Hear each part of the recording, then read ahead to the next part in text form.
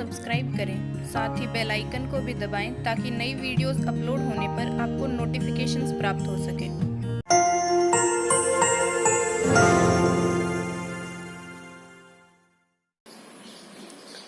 आज इस वीडियो में हम प्रश्नावली 14.3 के प्रश्न नंबर 14 से आगे हल करेंगे। तो प्रश्न नंबर 14 दिया गया है 0 से π/2 log sin 2x dx। देखो इसको हमें हल करना है।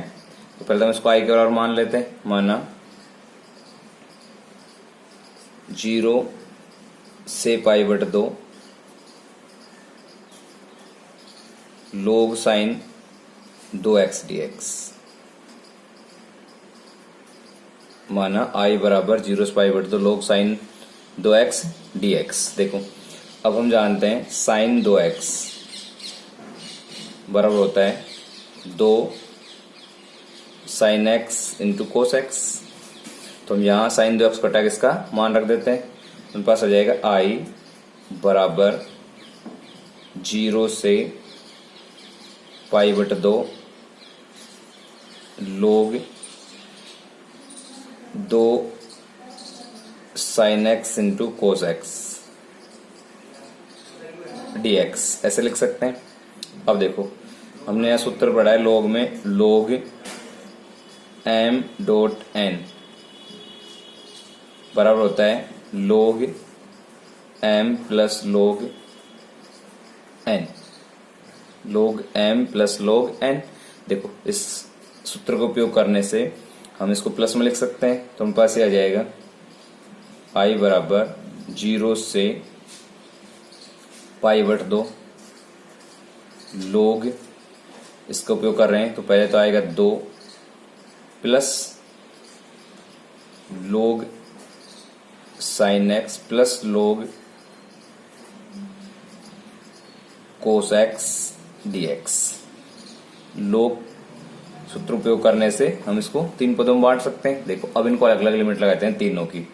तो तीनों को अलग अलग लिखेंगे तो प्रश्न बन जाएगा 0 से π/2 log 2 प्लस 0 से π/2 log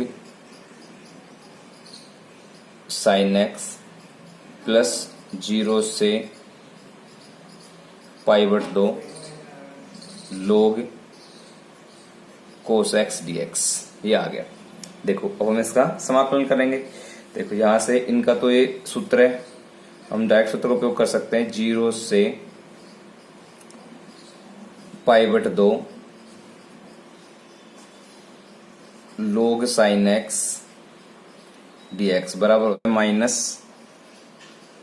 π/2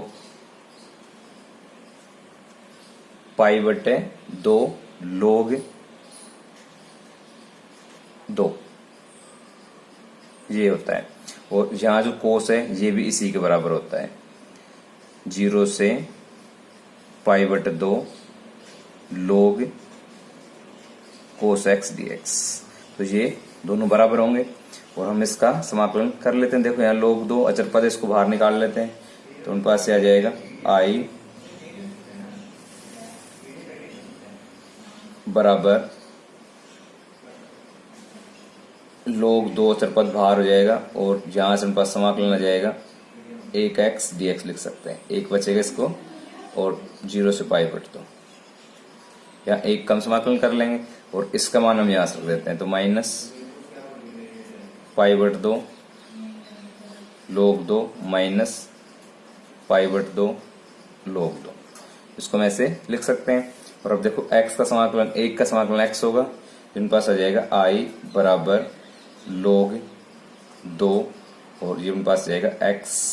एक का समाकलन x होगा 0 से π/2 और माइनस π/2 log 2 माइनस π/2 log 2 ऐसे लिख सकते हैं।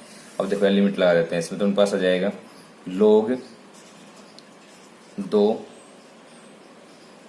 π/2 माइनस 0 यार माइनस π/2 log 2 माइनस π/2 log 2। ऐसे में इसको लिख सकते हैं। इसके बाद देखो यहां से 0 हट जाएगा तो अपने पास ये आ गया I बराबर π/2 को हम आगे निकाल लेते हैं इसको, log 2 minus π/2 log 2 minus π/2 log 2। देखो यहां से प्लस माइनस आपस में कैंसिल हो गए, मेरे पास आ गया I बराबर माइनस π/2 log 2। तो इस प्रकार हम इस प्रश्न को हल करेंगे। इस चैनल को सब्सक्राइब करें, साथ ही बेल आइकन को भी दबाएं ताकि नई वीडियोस अपलोड होने पर आपको नोटिफिकेशंस प्राप्त हो सके।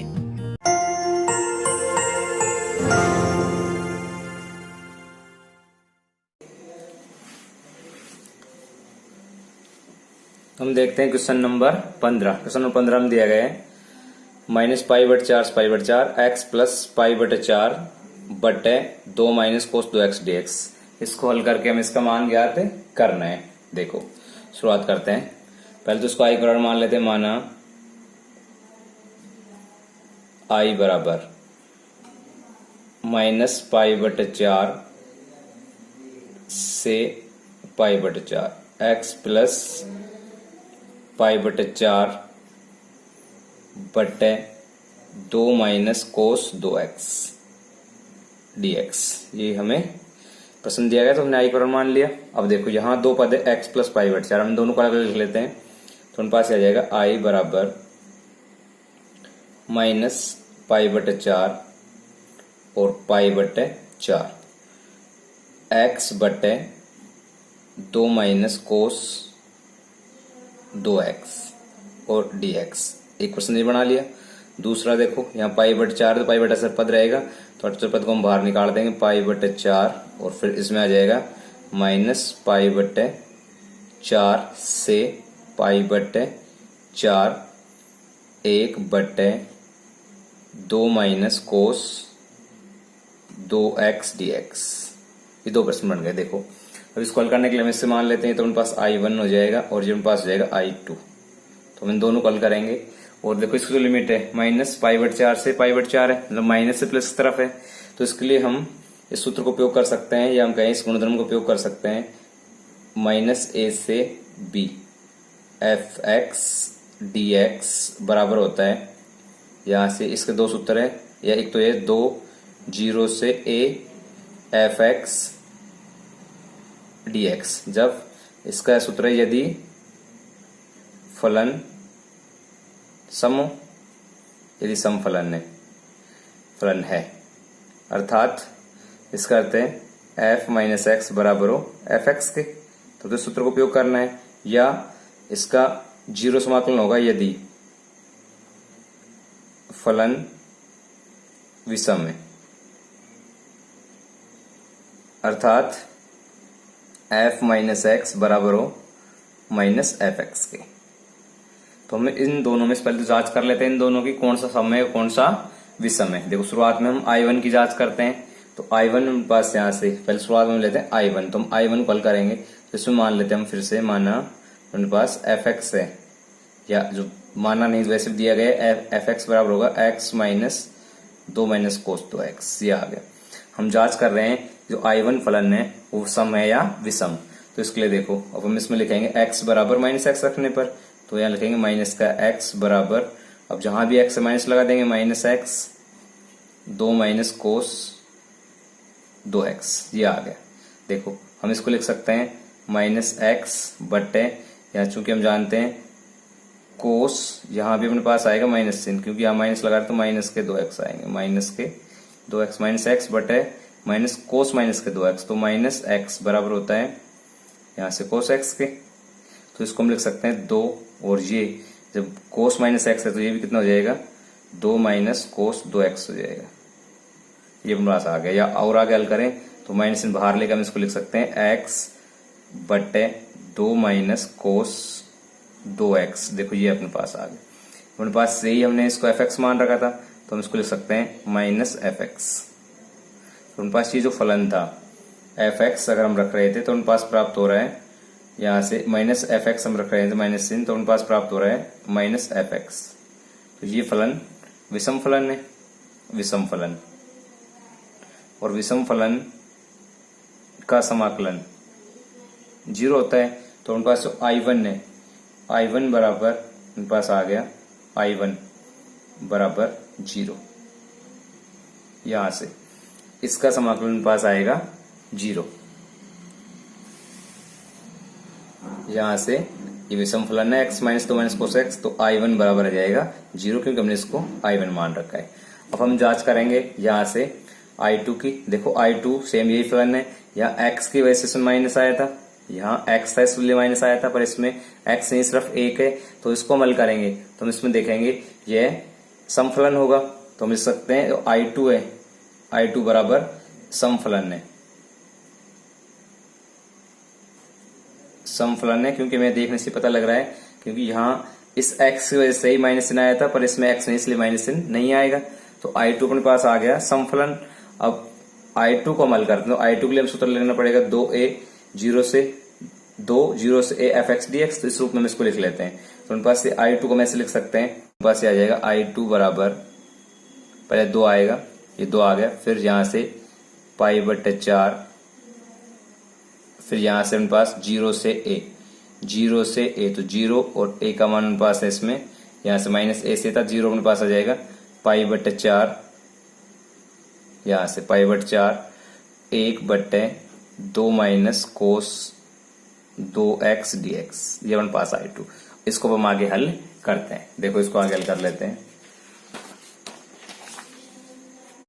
तो उनके पास आ जाएगा I2 बराबर पाई गुणा 2 गुणा पाई बटे 4 था, तो ये हो जाएगा पाई बटे 2, लिमिट है 0 से पाई बटे 4, और यहाँ 1 बटे 2 माइनस कोस 2x dx, ये आ गया। देखो इसको हल करने के लिए हम यहाँ से कोस 2x का मान रखेंगे। यहाँ से हम जानते हैं कोस 2x बराबर होता है 1 माइनस 2 साइन स्क्वायर x के। तो यहाँ कोस 2x का मान रख देते हैं, उनके पास जाएगा I2 बराबर पाई बटे 2 0 से पाई बटे 4 1 बटे 1 माइनस 2 माइनस यहाँ 2 है, फिर माइनस कोस 2x उनके पास है, फिर माइनस चिन्ह आएगा, फिर इसके बाद उनके पास आ गया 1 minus 2 sine square x dx, ये हमने मान रख दिया कोस 2x का। इसको आगे हल करते हैं, उनके पास आएगा पाई बटे 2 0 से पाई बटे 4 dx बटे 2 minus 1 plus 2 sine square x dx, ये आ गया। देखो 2 में से 1 घटा देते हैं, उनके पास आएगा पाई बटे 2 0 से पाई बटे 4 dx बटे 1 प्लस 2 साइन स्क्वायर x, ये आ गया। देखो अब इसको हल करने के लिए हम इसमें अंशहर में कोस x का भाग लगाएंगे। अंशहर में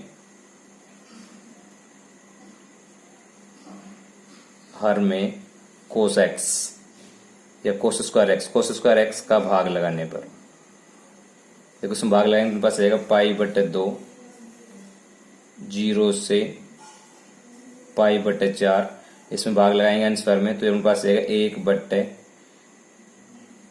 कोस स्क्वायर एक्स, अंश में dx बटे आ जाएगा, इसको dx बटे लिख सकते हैं, dx बटे कोस स्क्वायर एक्स बटे 1 बटे cos square x plus 2 sine square x बटे कोस स्क्वायर एक्स, ये आ गया भाग लगाना। देखो यहां से मेरे पास है dx, तो 1 बटे कोस होता है सेक स्क्वायर एक्स, हम इसको लिख सकते हैं पाई बटे 2 0 से पाई बटे 4 सेक स्क्वायर एक्स dx बटे sec square x plus 2 ten square x dx, इसको मैं ऐसे लिख सकते हैं। देखो अब यहाँ सेक स्क्वायर का मान रख लेते हैं, सेक स्क्वायर बराबर होता है 1 प्लस टेन स्क्वायर एक्स के, तो वह सूत्र लगाएंगे हम 1 प्लस टेन स्क्वायर एक्स बराबर हुआ सेक स्क्वायर एक्स के, या बस था सेक स्क्वायर एक्स, तो इसका मान हम रख देंगे 1 प्लस टेन स्क्वायर एक्स। तो उनके पास ये आ जाएगा I2 बराबर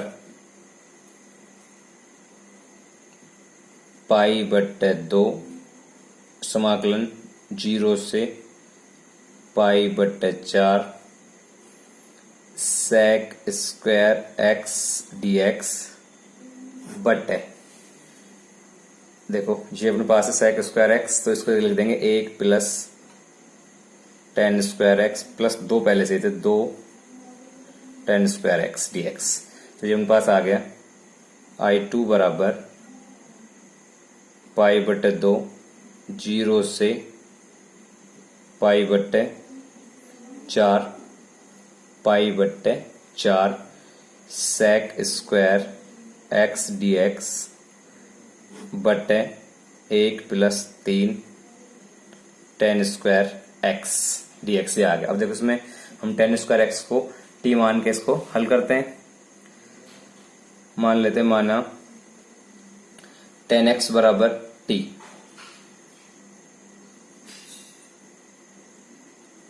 टेन एक्स बराबर t, इसका अवकलन करेंगे तो टेन एक्स का अवकलन करने पर आ गया सेक स्क्वायर एक्स dx बराबर dt। सेक टेन का अवकलन सेक स्क्वायर और dt का dt अपॉन dx, तो ये इधर गुणा हो जाएगा। और देखो इसके लिमिट चेंज करेंगे। यहाँ लिमिट चेंज करने के लिए शुरुआत में 0 रखेंगे, यहाँ से x बराबर 0 रखने पर नंबर 1 पे x बराबर 0 रखने पर तो x बराबर 0 रखेंगे तो उनके पास आ जाएगा यहाँ से tan 0 बराबर t, और tan 0 बराबर 0 पे होता है तो t बराबर उनके पास आ गया 0। नंबर 2 पे रखेंगे x बराबर पाई बटे 4 रखने पर, तो x बराबर पाई बटे 4 रखेंगे, x बराबर पाई बटे 4 रखने पर यहाँ तो उनके पास आएगा tan पाई बटे 4 बराबर t, और tan पाई बटे 4 या tan 45 बराबर होता है 1 के, तो t बराबर आ गया 1। लिमिट चेंज हो गई। अब ये मान हम इस प्रश्न में रखते हैं। देखो उनके पास आ गया I2 बराबर, यहाँ से पाई बटे 2 पहले से आगे था इसमें, अब लिमिट चेंज होगी, जहाँ 0 था वहाँ 0 ही रहेगा अब भी, और जहाँ पाई बटे 4 था उससे अपने पास आ जाएगा 1।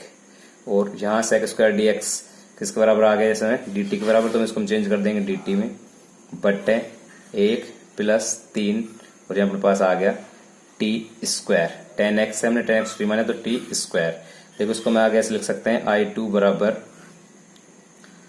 पाई बट्टे 2 0 से 1 dt बट्टे 1 का वर्ग प्लस √3 t का वर्ग। हम इसको ऐसे लिख सकते हैं। देखो अब इसको आगे हल करने के लिए हम यहाँ इस समाकलन सूत्र का उपयोग करेंगे, यहाँ से dx बट्टे a square plus x square बराबर 1 बट्टे a tan inverse x upon a plus c। इस सूत्र के साथ इस प्रश्न को आगे हम हल करते हैं। देखो इससे आगे करने पर पास आ गया I2 बराबर पाई बट्टे 2 0 से, इसको समाकलन हटा देते हैं अभी, यहाँ से पाई बट्टे 2 ब्रैकेट ले लेते हैं, 1 बट्टे a अपने पास ये है, और x का अपने पास है √3t, तो उनके पास आएगा 1 बट्टे 1, तो 1 बट्टे 1 tan इनवर्स x का मान है √3t बट्टे 1, ये आ गया। और यहाँ लिमिट आ जाएगी 0 से 1। अब यहाँ देखो हमने √3t है, इसका अवकलन करके हम भाग लगाएंगे, तो अवकलन करके भाग लगाएंगे तो √3t का अवकलन होगा 1 बटे √3, ये आ गया। अब इससे आगे हल करके हमें इसमें सिर्फ मान रखना है। इससे आगे हल करते हैं तो मेरे पास I2 आ गया था, यहाँ से पाई बट्टे 2 tan इनवर्स √3t और 0 से 1 गुणा 1 बटे √3, ये हमने हल कर लिया।